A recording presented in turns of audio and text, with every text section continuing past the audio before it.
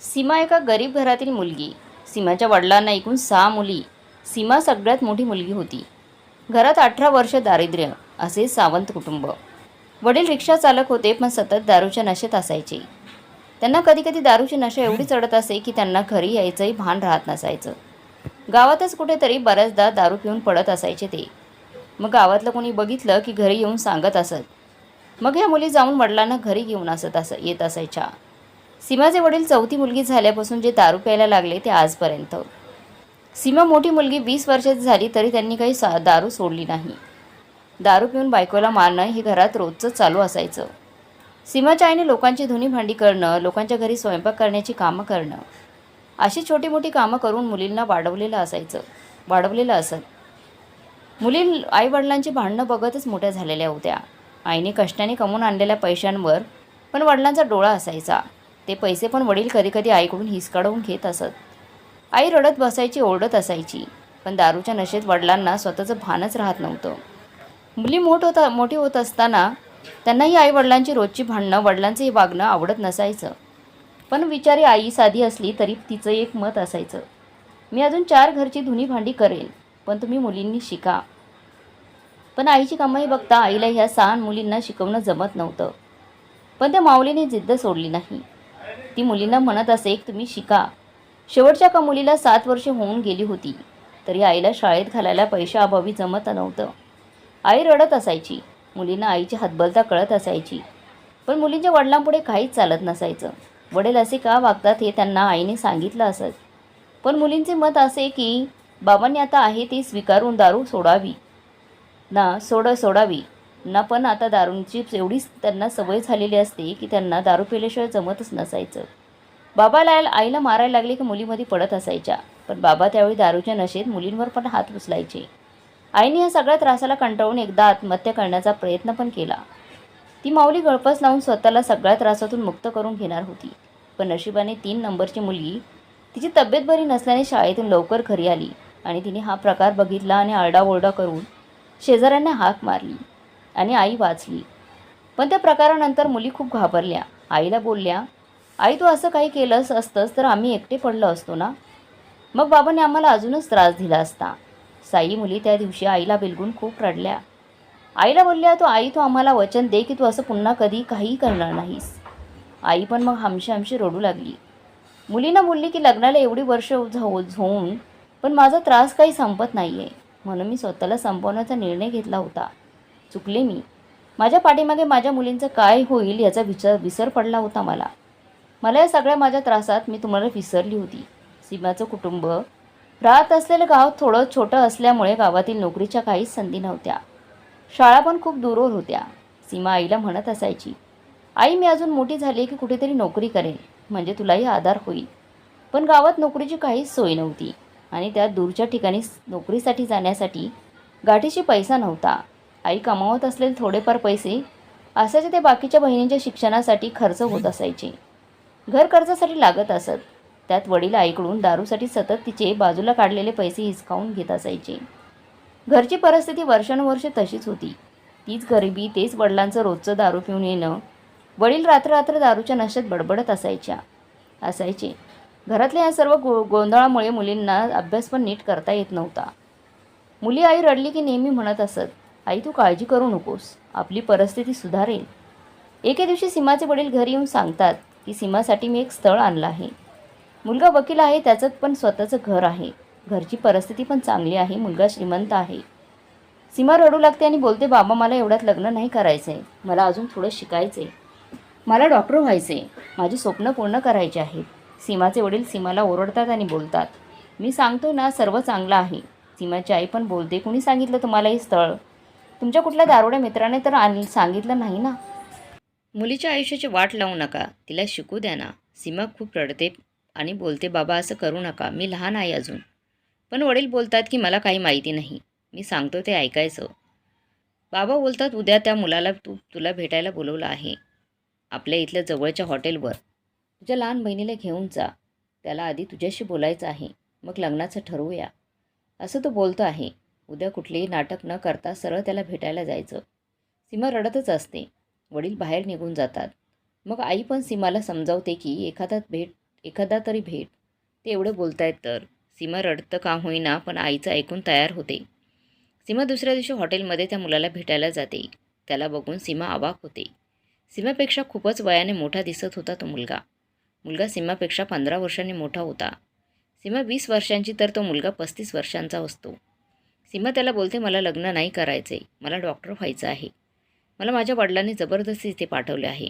तर तो मुलगा बोलतो, अगं हो, आल्यापासून तूच बोलते आहेस, माझं जरा ऐकून तर घेशील का? मग तू तुझा निर्णय घे. तो त्याची कहाणी सांगू लागतो.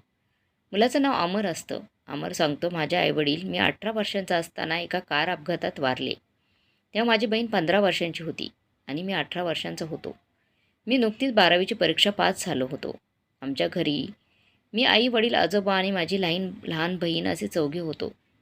आई बाबा वारल्यावर आजोबांनी अंथरूण धरलं. ते अगदी शेवटपर्यंत. 3 वर्षांनी ते वारले. घरची सर्व जबाबदारी माझ्यावर आली. पण एक चांगलं होतं की आईबाबांची सेव्हिंग्स खूप होती. आजोबा पण गव्हर्नमेंट जॉबमधून रिटायर्ड होते. त्यामुळे त्यांना बऱ्यापैकी पेन्शन होती. आणि आईबाबा चांगल्या नोकरीला असल्यामुळे घरची परिस्थिती तशी चांगली होती. कालांतराने मी शिकलो, वकील झालो. छोट्या बहिणीचं एका मुलावर प्रेम होतं. नशिबाने तो मुलगा पण चांगल्या घरातला असल्यामुळे मी त्यांचं स्वखुशीने लग्न लावून दिलं. हळूहळू माझंही लग्नाचं वय होत चाललं होतं. बहिणीचं लग्न झाल्यापासून मी घरात एकटाच राहत होतो. माझं वय 27 होत आलं होतं. म्हणून मी लग्नासाठी एक विवाह मंडळात नाव नोंदवलं. 2 महिन्यांनी तिथून एक स्थळ आलं. मी मुलीचा फोटो बघितला. मला ही मुलगी आवडली आणि मी तिच्या घरच्या नंबरवर फोन केला आणि सांगितलं की विवाह मंडळाच्या द्वारे मला हा नंबर मिळाला आहे आणि मला फोटो बघून मुलगी आवडली आहे. मुलीचे वडील फोनवर बोलत होते. ते बोलले, चालेल, पण आपण 4 दिवसांनी रविवारी बघण्याचा प्रोग्राम ठरवू. मी हो म्हटलं आणि फोन ठेवला. मी मनातून खूप खुश होतो. मी रविवारी मुलीला बघण्यासाठी गेलो. मुलगी जास्त गोरी नव्हती, सावळीच होती, पण नाकी डोळी छान होती. मला आवडली मुलगी. पण त्या दिवशी जास्त काही ती बोलली नाही. माझ्या जास्त काही अपेक्षा नव्हत्या. 2 दिवसांनी मुलीकडचे माझं घर बघायला आले. मुलीचे 2 भाऊ आणि वडील घर बघून गेले आणि 4 दिवसांनी तिच्या वडिलांना कळवलं की आमचा होकार आहे. मला पण खूप छान वाटलं. पुढच्या महिन्याचा त्यांनी लग्नाचा मुहूर्त काढला आणि साखरपुडा लग्नाच्या 3 दिवस आधी करायचं ठरवलं. मी आता लग्न ठरलं म्हणून मुलीच्या वडिलांना बोललो की मला मुलीला एकदा भेटायचं आहे. बोलायला लागले, अहो, असं आमच्यात चालत नाही. साखरपुडा पण झाला नाही आहे आणि अजून पण मी बोललो की एकदाच भेटून बोलायचं आहे. हो नाही करता करता मुलीचे बाबा तयार झाले. मुलीचं नाव दीपाली होतं. ती मला भेटायला आली. 2 दिवसांनी पण खूप कमी बोलत होती. मीच सगळं बोलत होतो. तिला विचारत होतो, तुझ्या आवडीनिवडी काय आहेत? तुला मी आवडलो ना? तर ती हो होच करत होती. मी तिला विचारलं, पण तू बोलत का नाही आहेस? जास्त तरी ती म्हणाली की पहिल्यांदाच मी अशी कुणाला तरी हॉटेलमध्ये भेटायला आली आहे. त्यामुळे कसं तरीच वाटते. मग मी पण म्हटलं, लाजत असेल. मग नाश्ता करून आम्ही हॉटेलमधून निघालो. मी घरी आलो. छोट्या बहिणीला फोन करून बोललो. ती मुलगी बोलत नव्हती जास्त, तरी पण म्हणाली लाजत असेल. तर ती म्हणाली लाजत असेल. मग बहीण बोलली की माहेरी येते 15 दिवस लग्नाच्या तयारीसाठी. बहीण आली. मी आणि तिने मिळून सर्व खरेदी केली. साखरपुडा ठरल्याप्रमाणे पार पडला. दीपाली छान दिसत होती. 3 दिवसांनी लग्न होतं. आदल्या दिवशी हळद लावली गेली. मी छानपैकी स्वतःला सूट शिवून घेतला. बहीण आणि तिचा नवरा दोघं पण सर्व जातीने लक्ष देऊन मदत करत होते. साखरपुड्यानंतर 3च दिवसांनी लग्न होतं. म्हणून बहिणीचा नवरा पण मदतीला माझ्याच घरी राहिला होता. लग्नाचा हॉल माझ्या घरापासून तसा जवळच होता. माझ्याच एका मित्राचा हॉल होता तो. त्यामुळे कनेक्शनमध्ये सगळं भाडं वगैरे परवडणार होतं. त्यामुळे तोच ठरवला गेला. लग्नाच्या दिवशी सकाळी आम्ही सगळे तयार होऊन हॉलवर पोहोचलो. मुलीकडचे आले होते. नुकतेच सर्व तयारी चालू होती. दुपारी 11:30चा मुहूर्त होता लग्नाचा आणि 10:15च्या दरम्यान हॉलमध्ये खूप गडबड गोंधळ चालू झाला. मुलीचे वडील तिच्या आई बहिणीला ओरडत होते. सर्व पाहुणे काय झालं करू लागले. मलाही समजेना काय चालू आहे. म्हणून मग बहीण म्हणाली, तू तुझी तयारी कर, मी बघते. बहीण बाहेर गेली तर समजले गंधाली. दीपाली पळून गेली होती हॉलमधून. बहीण घाबरली आणि न सांगता सगळीकडे एकच गोंधळ चालला होता. नवरी मुलगी पळून गेली असा हॉलमध्ये नुसता गोंधळ चालू होता. मी पण रूममध्ये माझी तयारी करत होतो. मी धावतच बाहेर गेलो. दीपाली मेकअप करायला पार्लरवाल्या मुलीबरोबर रूममध्ये गेली होती आणि त्या रूमच्या पाठच्या दरवाजाने पळून गेली होती. त्यात पार्लरवाली पण तिची मैत्रीणच होती. तिने ह्या सगळ्या प्रकारात दीपालीची साथ दिली होती. खूप गोंधळ झाला होता. मी दीपालीच्या आई बाबांना ओरडून बोललो, मला सांगायचं ना आधीच तुमच्या मुलीचं कसं असं काहीतरी बाहेर लफडं होतं ते. तर ते बिचारे रडून बोलू लागले, आम्हाला देखील ह्यातलं काहीच माहिती नव्हतं. त्यांनासुद्धा ह्या दीपालीच्या प्रेम प्रकाराची काहीच माहिती नव्हती. तिचे बाबा तर बिचारे पाय धरून रडू लागले. आम्हाला माफ करा बोलू लागले. तिची आई पण रडत होती, खूप रडत होती. भाऊ पण बिचारे खाजील झाले होते. मी पण अक्षरशः रडकुंडीला आलो होतो. भरलेला हॉल हळूहळू 1 तासात खाली झाला. माझी बहीण पण रडत होती. भाऊजी मला समजावत होते की आता काय करायचं, ती गेली, ऐन वेळा दगा देऊन गेली. तो सजलेला हॉल, ती लग्नाची उत्सुकता, सर्वच एका क्षणात संपलं होतं. हताश होऊन आम्ही सगळेच घरी निघालो.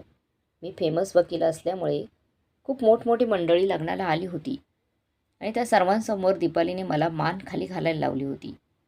सर्वच मला समजावत होते, म्हणावत होते, झालं ते झालं, त्यात तुमचा काय दोष, असं बोलत होते.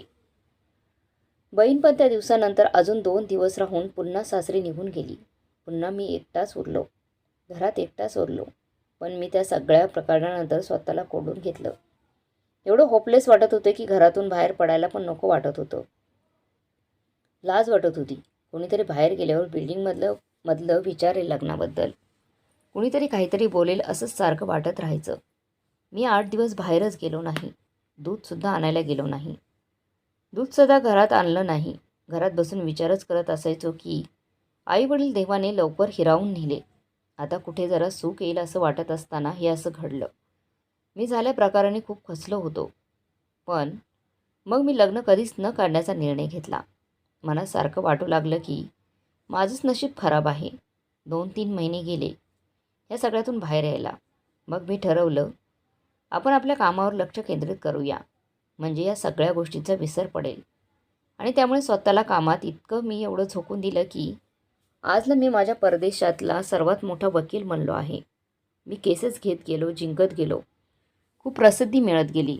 बऱ्याचदा क्लायंट विचारायचे, सर तुमचं लग्न नाही का झालं आहे? मी नाही अजून झालं आहे असं बोलून विषय संपवायचा. पण कोर्टात जोडप्यांच्या केसेस बघून नेहमीच वाटायचं की मी एकटाच आहे. कालांतराने मलाही वाटू लागलं, किती दिवस अजून एकट्याने जेवण करून स्वतःचं खाणार, स्वतःच जेवण करायचं, स्वतःच खायचं, तेच कंटाळवाणं रुटीन. घरी आल्यावर जेवण करणं, टी व्ही बघणं, वाटलं तर जेवण करणं, नाहीतर एकटाच बाहेर जाऊन हॉटेलमध्ये जेवून यायचो. एकट्याने हा गाडा ओढण्याचा आता कंटाळा येऊ लागला. मग वाटू लागलं की आता आपल्याला साथी म्हणजे जीवनसाथीची गरज वाटत नाही, पण उतारवयात कोणाची तर साथ असावी असं वाटू लागलं. पण या सगळ्यात लग्नाचं वय निघून गेलं होतं आणि एक दिवस तुझे एक दूरचे नातेवाईक माझ्याकडे एक केस घेऊन आले होते. त्यांची केस संपेपर्यंत त्यांची आणि माझी चांगलीच ओळख झाली होती. त्यांनी मला हेच तुझं स्थळ सुचवलं. ते बोलले, पण त्यांची परिस्थिती खूप हालाकीची आहे. 6 मुलीच आहेत. वडील खूप दारू पितात. आईच घरकाम करून घर चालवते. म्हणून मग मी म्हटलं की माझ्यामुळे कोणाचं तरी भलं होणार असेल तर जाऊन भेटूया त्या मुलीला. म्हणून तुला भेटायचं ठरलं. अमर बोलतो, तुला बघायला यायच्या आधी खरंच तुझं वय माहीत नव्हतं. एक मुलगी लग्नाची आहे असंच फक्त तुझ्या त्या नातेवाईकांनी सांगितलं होतं. मी मुलगी बघायला यायला पण तेवढा मनापासून तयार नव्हतो. पण म्हटलं एकदा भेटून तर बघू आणि तुला भेटायला आलो. पण तू आल्या माझं काहीच ऐकून न घेता तुझीच बडबड चालू केलीस.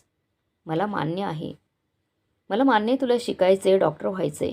पण एक सांग का, एकतर तुमचं गाव खूप आडगाव आहे, त्यामुळे त्यात सुधारणा व्हायला बरीच वर्ष जातील. त्यात नोकरीसाठी कुठं लांब राहणं तुला शक्य नाही. घरी आईवडीलला खूप त्रास देतात. पैशांची तंगी आहे घरात. असं असताना तू डॉक्टर कशी होणार? तू डॉक्टर होण्यासाठीचा खर्च कसा काढणार? तुला डॉक्टर होण्यासाठी किती पैसे लागतील हे तरी माहीत आहे का फक्त डॉक्टर व्हायचं एवढंच माहिती आहे? कशी तुझी आई घरकाम करून तुम्हाला 6 मुलींना पुढे शिकवणार आहे? डॉक्टर होण्यासाठी खूप पैसे लागतात. त्याचा खर्च खूप असतो. तुम्हाला कसं जमणार? अमरचं बोलणं ऐकून सीमा पण विचारात पडते.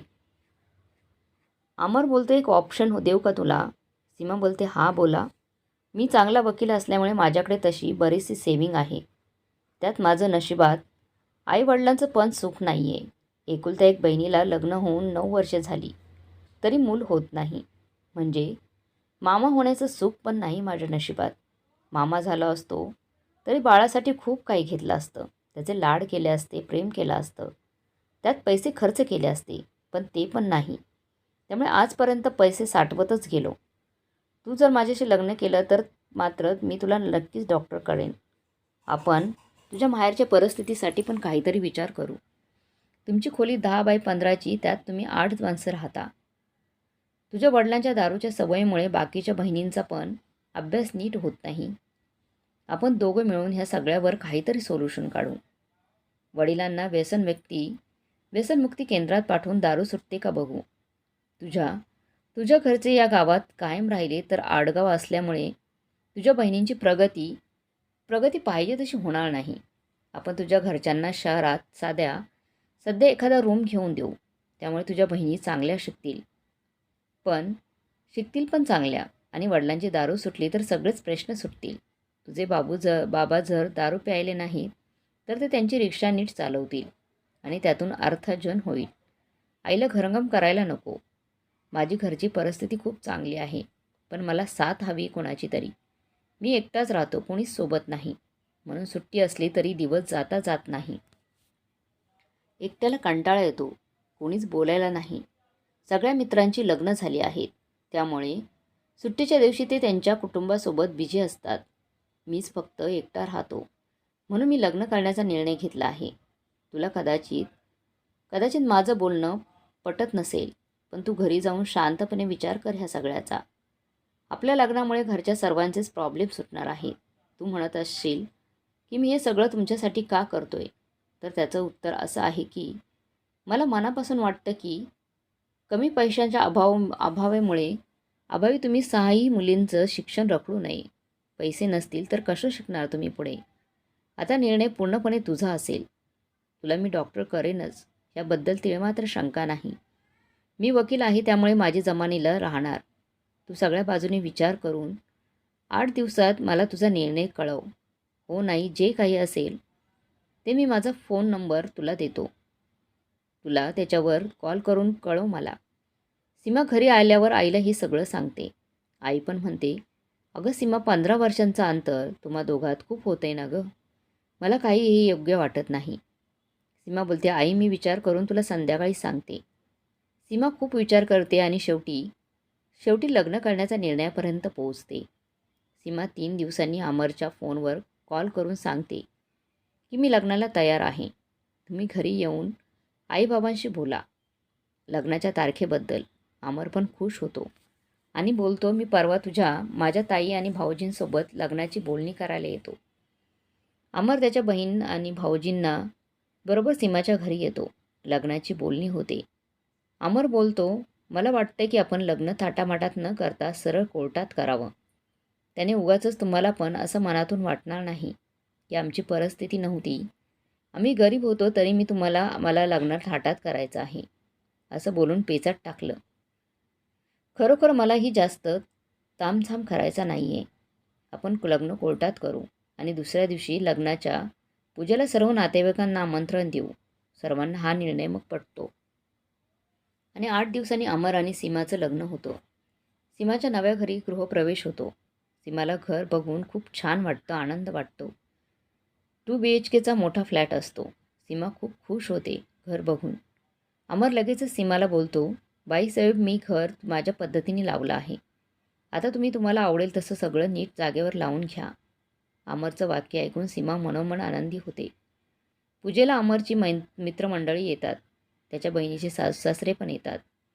बहीण अजून एक दिवस राहून आपल्या सासरी निघून जाते. मग सुरू होतो सीमा आणि अमरचा सुखी संसार.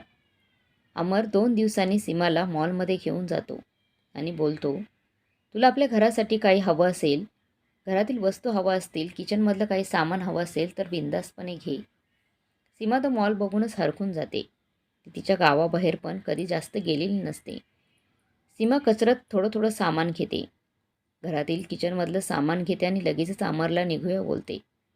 8 दिवसांनी अमर सीमाचं एका कॉलेजला ॲडमिशन करून देतो आणि सीमाला बोलतो, तुला मी रोज कॉलेजला सोडत जाईन. सीमा बोलते, अहो मला इथली काहीच माहिती नाही. मी कसं मॅनेज करणार? अमर बोलतो, मी आहे ना. मी सांगेन तुला सगळं. जमेल का तुला हळूहळू सगळं? सीमा कॉलेजला जाऊ लागते. अमर सीमाला 1 महिने तिच्या माहेरी घेऊन जातो आणि तिच्या वडिलांना सांगतो की मी तुमचं व्यसनमुक्ती केंद्रामध्ये नाव नोंदवलं आहे. तुम्हाला सुधारायचं आहे आता. 3 महिन्यांनी तिकडून छान सुधारून यायचं आणि बोलतो की आई तुम्ही पण आता इथे एवढ्याशा खोलीत राहायचं नाही. मी तुम्हा सगळ्यांसाठी एक शहरात घर बघितलं आहे. तिथे राहायचं. इकडे नाही राहायचं आहे. सीमाची आई बोलते, अहो जावई बापू नको. एवढं सगळं जागा बदलची की मुलींची शाळा पण बदलावी लागेल. अमर बोलतो, ते पण मी करतो ॲडमिशनचं. सीमाची आई बोलते, अहो माझी सगळी घरकाम इथे असतात. तर अमर बोलतो, अहो 3 महिन्यांचा तर प्रश्न आहे. बाबा एकदा नीट होऊन आले की ते त्यांची रिक्षा चालवतील रोज, मग सगळंच व्यवस्थित होईल. आणि तुम्हाला या तुमच्या मुलाची मदत नको का वाटते? मी तुमचा मुलगाच झालोय ना आता. मुली पण बोलतात, आई भाऊजींनाच ऐक. आपण छान छान चांगल्या ठिकाणी राहायला जाऊया. मग हो नाही करत करत सीमाची आई पण तयार होते आणि मग सीमाचे घरचे अमरने सांगितलेल्या ठिकाणी शिफ्ट होतात. अमर आणि सीमा पण छान संसार करत असतात. सीमा पण शिकत असते. सीमाच्या सगळ्या बहिणींचं पण अमर चांगल्या शाळेत ॲडमिशन घेऊन देतो. सीमाचे वडील 3 महिने व्यसनमुक्ती केंद्रात राहून येतात. दारू पूर्णपणे सोडलेली असते आणि 15 दिवसांनी ते आपली रिक्षा चालवायला जायला लागतात. सीमाच्या घरची परिस्थिती सुधारते. सीमाच्या घरच्यांना तर अमर आपल्या सर्वांच्या आयुष्यात देवच बनून आला होता असं वाटत असतं. सीमाच्या बहिणी पण हळूहळू मोठ्या होत असतात, शिकत असतात. कालांतराने सीमा डॉक्टर होते. अमर त्याचा शब्द खरा करतो. सीमाला डॉक्टर करतो. तिला जवळच्या एरियामध्ये एक छोटासा दवाखाना काढून देतो. लग्नाला 7 वर्ष होत आलेली असतात. सीमा अमरला बोलते, आता आपण मुलाचा विचार करूयात का? अमर पण हो बोलतो. सर्वच अगदी सुखात छान चाललेलं असतं. 1 वर्षाने सीमा गरोदर राहते. अमर पण खूप खुश होतो. सीमा 9 महिन्याने गोंडस मुलाला जन्म देते. सगळेच खूप आनंदी असतात. मुलाचं नाव विनायक ठेवण्यात येतं. सगळ्या मावश्या, आजी आजोबा बाळाचे खूप लाड करत असतात. विनायक हळूहळू मोठा होत असतो. आता 5वीला होता. कालांतराने सीमाच्या 2 बहिणी चांगल्या नोकरीला लागतात. अमर वकील असल्यामुळे त्याच्या बऱ्याच ओळखी असतात. त्या ओळखीतूनच तो सीमाच्या 2 बहिणींना नोकरीला लावतो. पण म्हणतात ना, सगळं छान चाललं असलं की काहीतरी विपरीत घडतंच. तसं अमरचा एके दिवशी मोठा ॲक्सिडेंट होतो. एका मोठ्या टेम्पोने त्याला गाडीला धडक दिलेली असते. घरी फोन आल्यावर सीमाची अवस्था खूपच वाईट होते. सीमा पटकन हॉस्पिटलला जाते. अमरची अवस्था खूपच वाईट असते. सीमा डॉक्टरला भेटते. डॉक्टर बोलतात की आम्ही आमच्या परीने पेशंटचा जीव वाचवण्याचा प्रयत्न करत आहोत. अमरच्या मेंदूला खूप मार लागलेला असतो. अमर सिरियस असतो. सीमा डॉक्टर असल्यामुळे ती मोठ्या डॉक्टरांना पण बोलावून ट्रीटमेंट देते. पण ऑपरेशन चालू असताना अमर कोमात जातो आणि कंडिशन अजूनच क्रिटिकल होते. डॉक्टर शर्तीने प्रयत्न करतात पण काहीच उपयोग होत नाही. दुसऱ्या दिवशी सकाळी अमरची प्राणज्योत मालवते. सीमाच्या घरचे सगळे शॉकमध्ये जातात. सीमाच्या बहिणी, आई वडील तर रडून रडून डॉक्टरला बोलत असतात की आमच्या देवाला वाचवा, आमच्या सगळ्यांचा देव आहे तो. सीमा सारखी बेशुद्ध होत असते. घरी प्रेत आणण्यात येतं. विनायक पण खूप रडत असतो. बाबा उठा ना, असं सारखं अमरला बिलकुल रडत असतो. अमरचा विनायकवर खूप जीव असतो.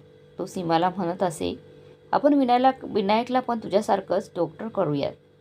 हळूहळू दिवस जात असतात. सीमाने तिचा दवाखाना बंदच ठेवलेला असतो.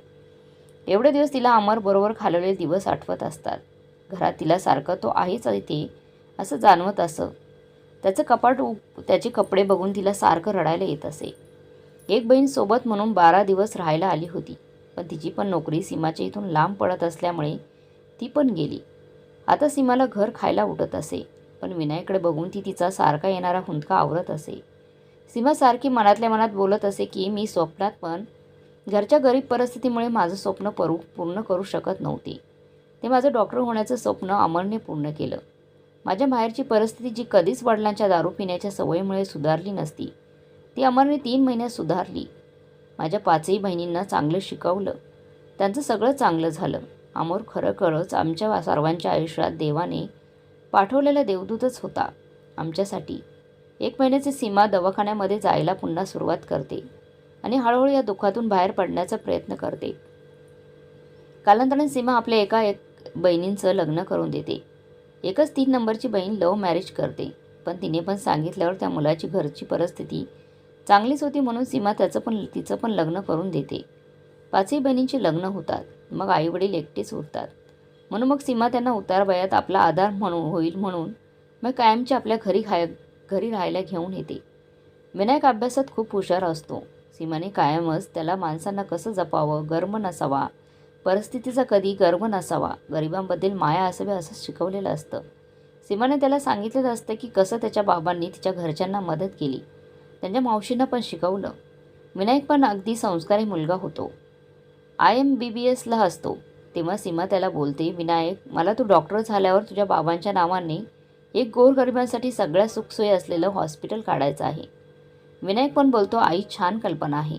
आपण अमर हॉस्पिटल ह्या नावाने आपलं हॉस्पिटल काढू. विनायक कालांतराने डॉक्टर होतो. सीमा अमरच्या नावाने हॉस्पिटल काढते. अमर हॉस्पिटल असं नाव देण्यात येतं. विनायक पण अगदी त्यांच्या बाबासारखाच सुस्वभावी असतो. हॉस्पिटलच्या उद्घाटनाच्या दिवशी सीमाचे सारखे डोळे भरून येत असतात. तिला अमरची खूप आठवण येत असते. आज अमर ही प्रगती बघायला हवा होता असं तिला सारखं वाटत होतं. 2 वर्षांनी विनायकचं लग्न होतं. त्याची बायको पण डॉक्टरच असते. हॉस्पिटल छान चालत असतं. सगळंच अगदी सुखकर होतं. 3 वर्षांनी विनायकला 2 जुळी मुलं होतात. मुलगा आणि मुलगी. रिद्धी आणि राघव अशी मुलांची नावं ठेवण्यात येतात. मग सीमा ठरवते की आता मी निवृत्त होते. विनायकला सांगते, तू आणि सुनबाई मिळून हॉस्पिटल सांभाळा. मी आता माझ्या नातवंडांबरोबर वेळ घालवते. सीमा उरलेलं आयुष्य रिद्धी राघवच्या बाललीला पाहण्यात व्यतीत करते. तर मग मित्रमैत्रिणींनो, अमर हा सीमाच्या आयुष्यात एक देवदूताप्रमाणेच आला होता. तुम्हाला काय वाटते कमेंट बॉक्समध्ये नक्की कळवा. आणि आजची कथा चांगली वाटली असेल तर लाईक, शेअर, सबस्क्राईब नक्की करा. धन्यवाद.